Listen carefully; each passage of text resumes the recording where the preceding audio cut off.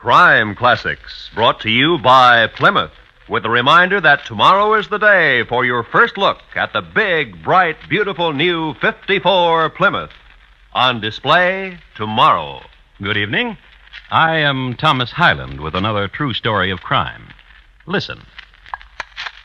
That was a cake baker breaking an egg and separating it, the white here, the yolk here. That was the last of 12 eggs to be separated.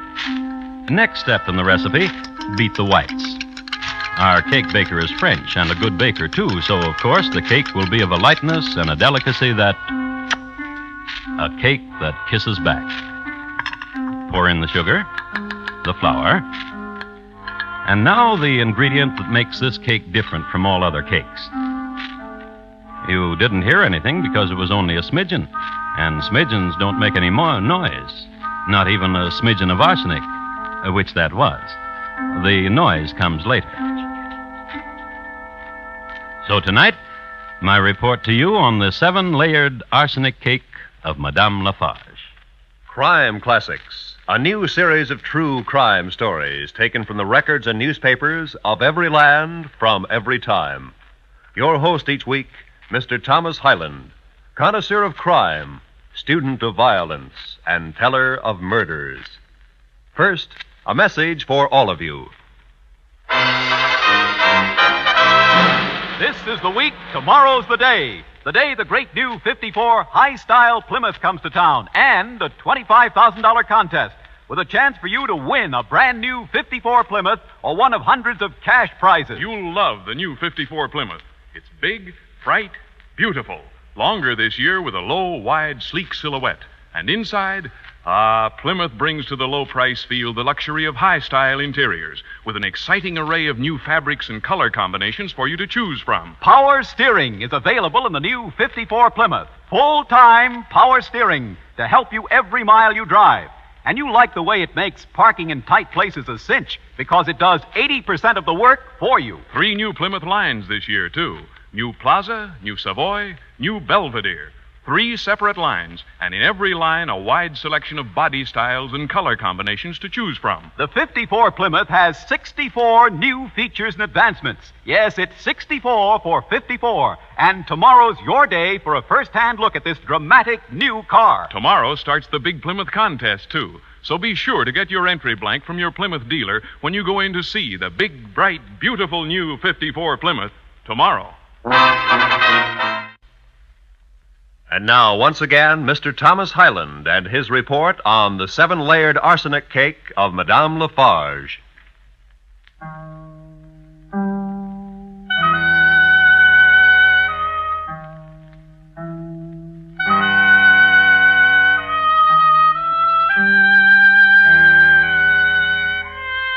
France, as the 4th decade of the 19th century was closing, Louis Philippe was on the throne. It was late summer of 1839, a season of unrest in Paris. In the dark alleys and dank cellars, a populace seethed and grumbled and wrote slogans in chalk on the cobblestones, phrases such as allons, à bas, en avant, aux guillotines, which meant that in this stage people were either for things or against things, or wanted them up or down or forward or guillotined. This was in the city. But a few kilometers away in the country, in Glandier, it was peaceful. Summer was dying gently, and the folk took their cue from nature. I'm quite sure she will be eminently satisfactory, madame. Her name is Marie Fortuné Capello. It is music, no? Marie Fortuné Capello. Is she rich? She has 25,000 francs in her own name. Marie Fortuné Capello. She will make a most excellent daughter-in-law to you, madame. I personally will guarantee it. Huh? I only meant that she is of quality. I personally knew her father, an artilleryman to Napoleon. Stirring. Who froze to his cannon outside of Moscow. Commendable. So, you see, you have come to the correct marriage broker. Madame. Yes? Your son, Charles, he has been apprised of the arrangement you are negotiating for him? 25,000 francs. Yes, and her own trousseau. He has been apprised. Go to him then and tell him he is most fortunate. His beloved is not only of wealth, but of beauty. We are in agreement, madame? She's in good health? Excellent. She has never been married before? Never. Then we are in agreement. Therefore, if you please...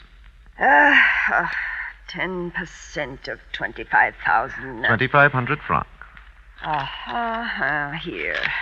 3,000. And 500 francs change. Madame, Yes. your son, your fortunate son, Charles, Yes. he still spends his time at the blast furnace? I cannot get him interested in anything else. Strange. I only say this because I recall in my youth there were other things to do. Strolling, picnics in the bois. My son Charles is a young man who likes to spend his time at the blast furnace. To each his own, eh, madame? Goodbye, madame.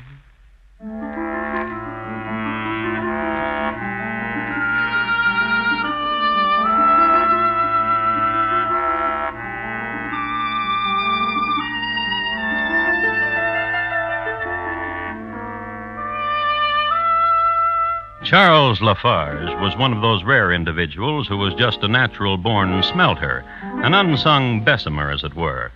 In his early youth, he evinced a healthy interest in iron things and tongs and anvils and blast furnaces. His father had died while fishing for bloaters in the Seine, this when Charles was 3 years old. His mother, a good woman, was quick to recognize her son's natural bent and indulged his talents. As a matter of fact, she invested nearly all her savings in a blast furnace and an ironmongery business for her son. Charles spent most of his waking hours in the shop, shaping things on the anvil, cooling metal, or what he liked best to do, smelting. He was doing that the day his mother broke the news to him. Her name is Marie Fortuné Capello. And he was 6 feet 4 inches tall. What of her? You will marry her. Why? All young men get married. You will have a wife now, son. Son, Yes, Mama. come here to me, closer. I want to look at you. At what do you look, Mama? Nothing. You'd better get cleaned up.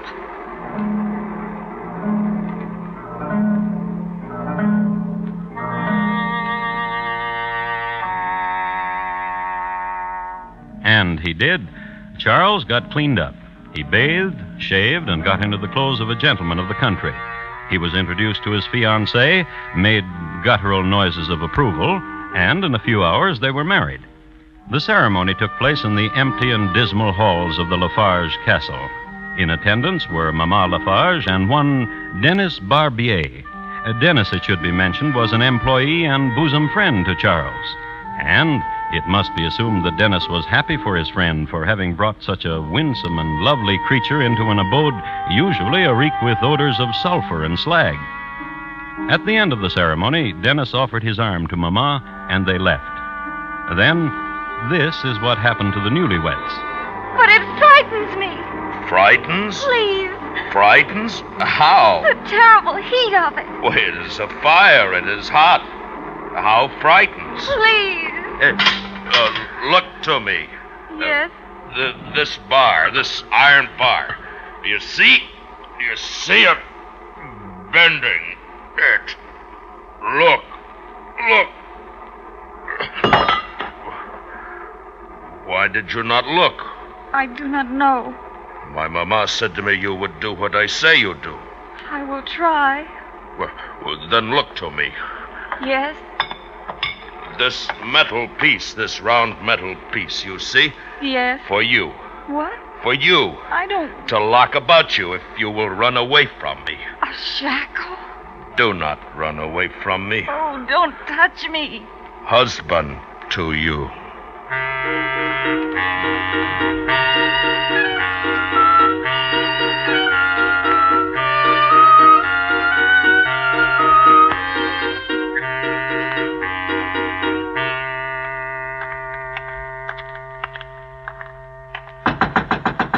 Go away. It is not your husband, madame. It is I. It is Dennis.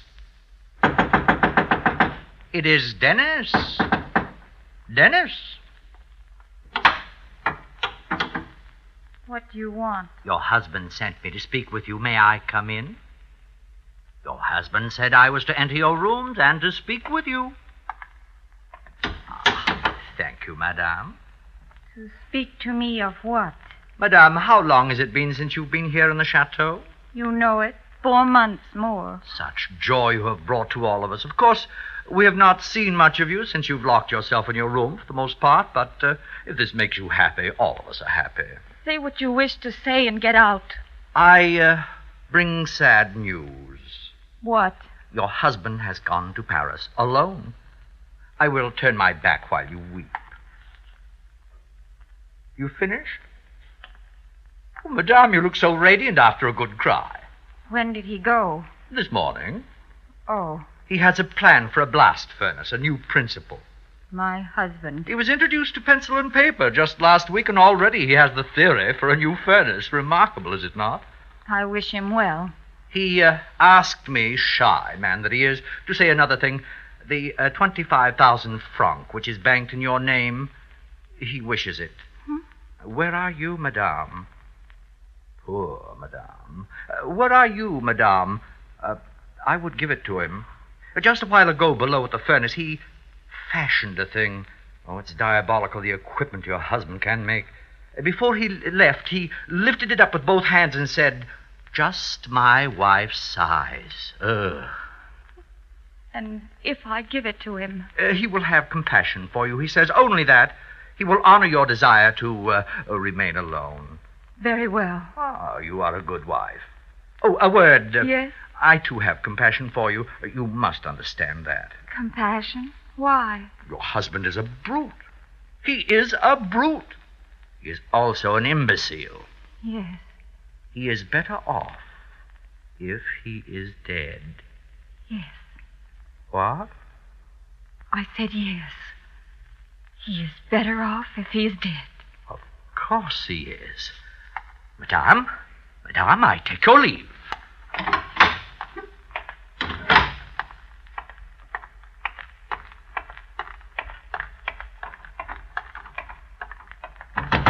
Madame Lafarge, open quickly, open.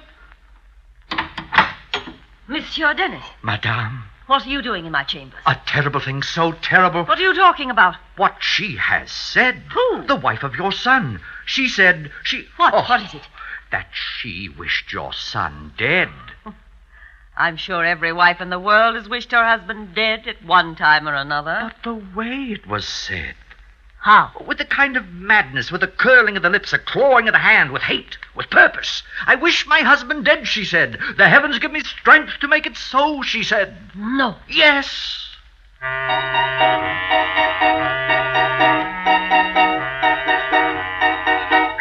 This banter kept up a few moments more. Then Mama became firmly convinced that she had a potential murderess for a daughter-in-law. Dennis, on the other hand, went to the pharmacy and bought some arsenic.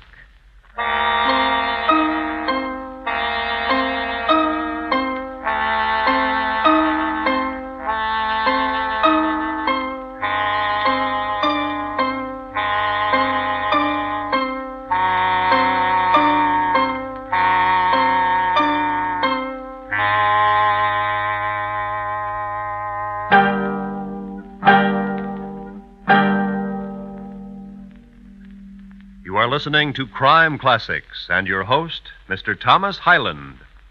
How would you like to win a smart new 54 Plymouth convertible?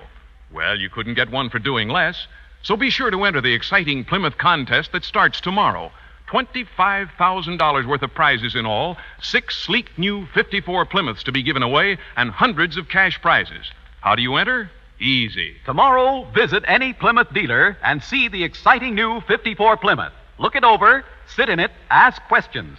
Then, on an entry blank your Plymouth dealer will give you, just tell in 50 words or less what you like most about the new 54 high-style Plymouth. And with 64 new features and advancements to choose from, there's plenty to write about. For instance, find out about Plymouth's new High Drive, newest, smoothest, no-shift drive in the low-price field at only slight extra cost. So be sure to visit your Plymouth dealers tomorrow. See this big, bright, beautiful new 54 Plymouth and enter the contest. Don't put it off either, because the contest closes Monday at midnight. Be sure to see the new 54 high-style Plymouth tomorrow. And now, once again, Thomas Hyland and the second act of Crime Classics and his report to you on the 7-layered arsenic cake of Madame Lafarge.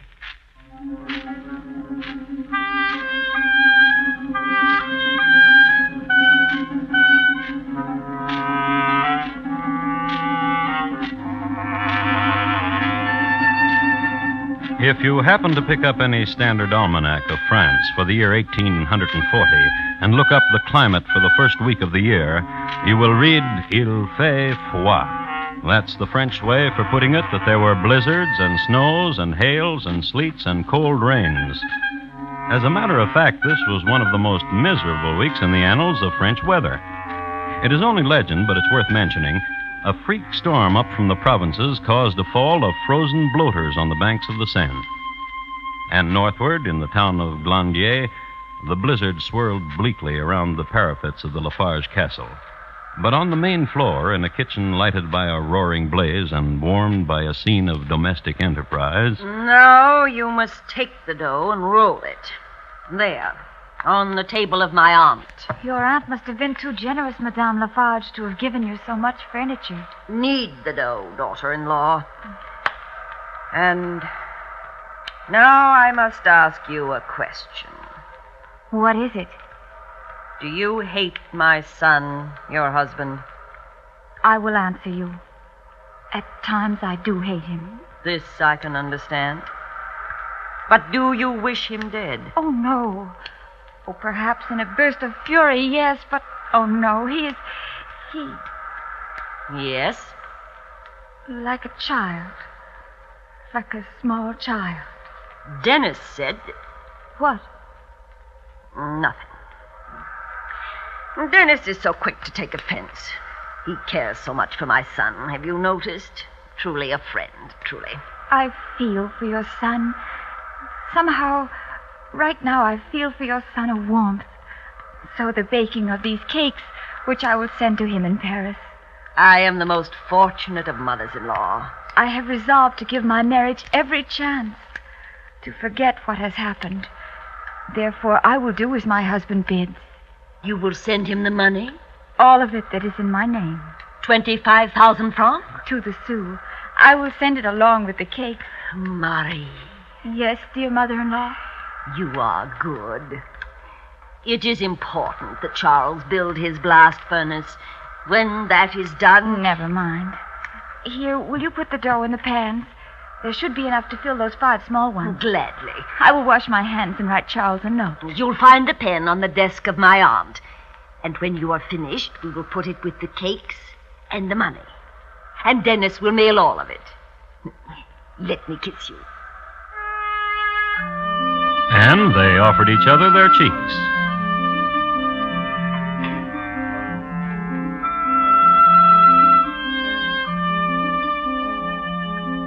Then Marie washed her hands and wrote her husband a tender note. Madame Lafarge put the cakes, 5 small ones, into the oven, which her aunt had willed to her, and dozed for a while in her aunt's favorite chair. Then the cakes were ready. They were iced and wrapped. Into the parcel was then inserted an envelope containing 25,000 francs, and a few words of encouragement and endearment and new resolution. Then... Dennis? Madame and Madame. Dennis, take this parcel and mail it to Monsieur Lafarge in Paris. It contains cakes and money, so mail it with dispatch. And Dennis, my mother-in-law and I would appreciate an opportunity to become more... Well, you may spend a few days where you wish, Dennis. Not here. Not here, Dennis. Not here, Dennis.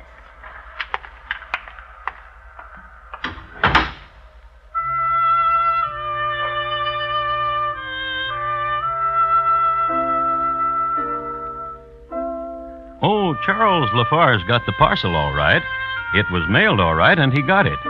But if you think for one moment that Dennis was there when it arrived, you're right.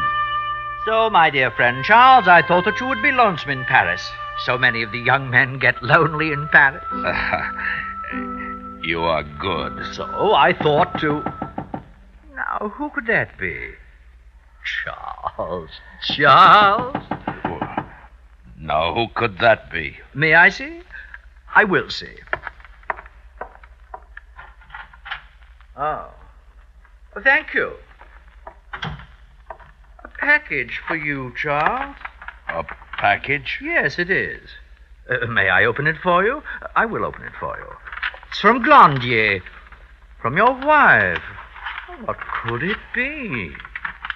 I feel kindly toward my wife. Perhaps Yes? when this of the blast furnace is done, when I get back to Glandier, I will... A cake. I like cake. Such a large cake. And here, an envelope.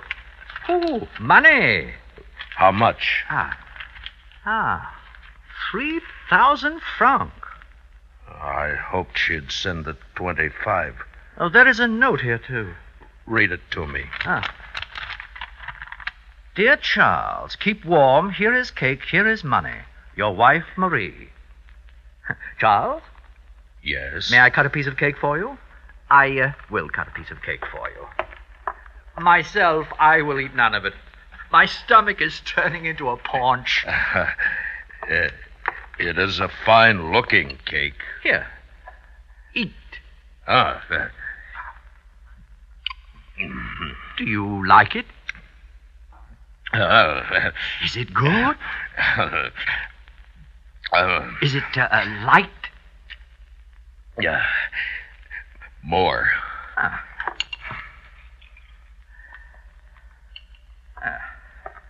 Here, eat.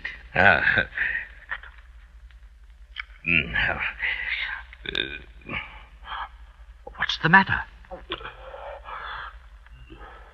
The cake lies against my heart Oh? painfully. With much...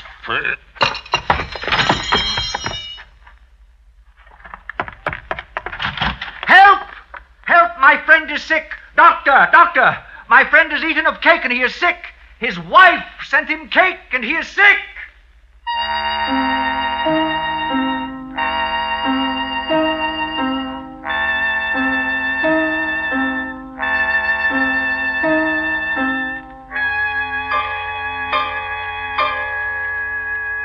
His wife sent him cake and he became sick, Inspector. I do not wish to say it, but you forgive me, do you not? Oh, yes, you do. I was in the presence of his wife when she said she wished her husband dead, that she thought him a brute and an imbecile, and she wished him dead. And then she sent me to buy arsenic for mice, she said. For mice. Then this cake comes to my friend Charles Lafarge, and he eats of it, and now he is dead. Inspector, you forced me to say it. I did not wish to say it, but you forced me.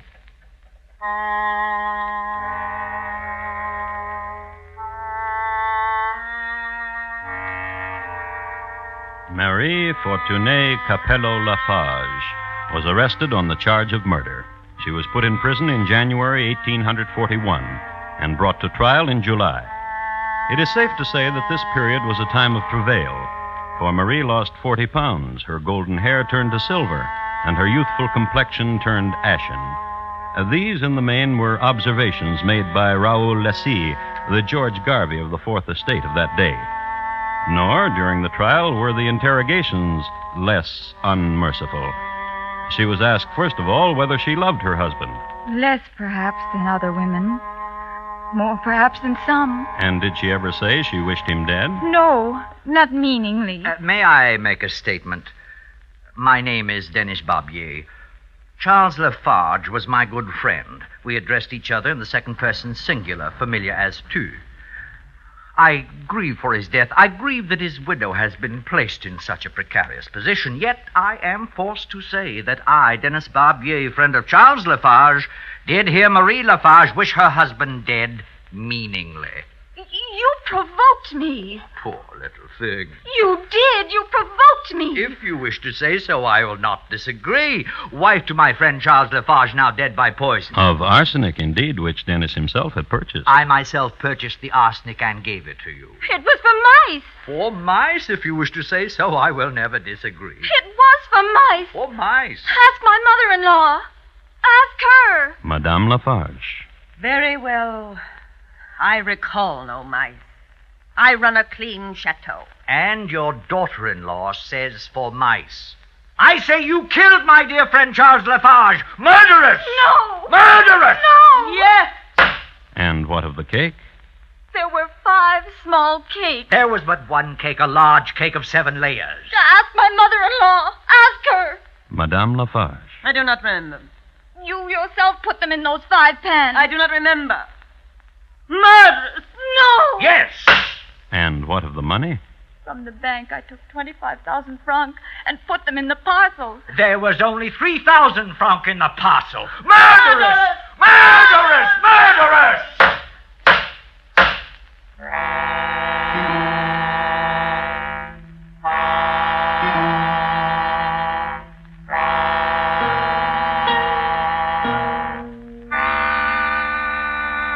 Marie Lafarge was found guilty and sentenced to life imprisonment at hard labor.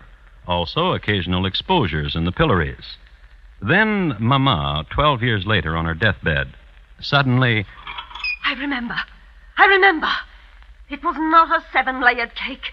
It was 5 small ones which Marie sent to my son. Something must be done. And something was done. Marie Lafarge, who had already served 12 years, had her sentence reduced to just 5 more years. Then she was sent to a home. Then she killed herself.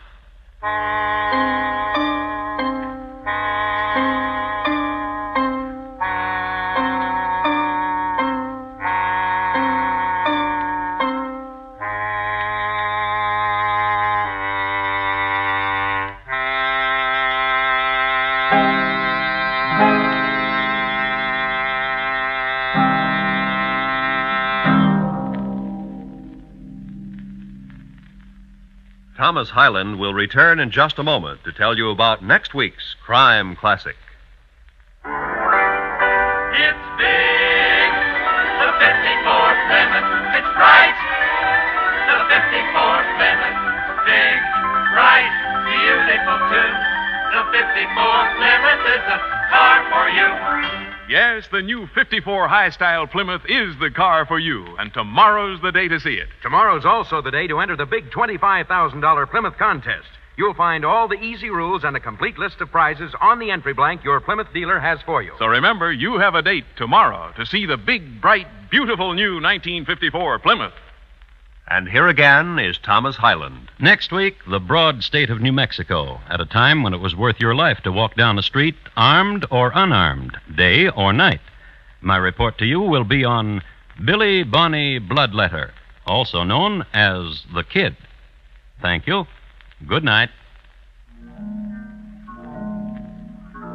Madame Lafarge, tonight's crime classic, was adapted from the original court reports and newspaper accounts by Morton Fine and David Friedkin. The music was composed and conducted by Bernard Herrmann, and the program is produced and directed by Elliott Lewis. Thomas Hyland is portrayed on radio by Lou Merrill. In tonight's story, Eve MacVeigh was heard as Marie, Irene Tedrow as Madame Lafarge, Joseph Kearns as Dennis, Edgar Barrier as Noonie, and William Conrad as Charles. Roy Rowan speaking. Crime Classics was brought to you by Plymouth, with a reminder that the new 54 high-style Plymouth comes to town tomorrow. Be sure to see it. This is the CBS Radio Network.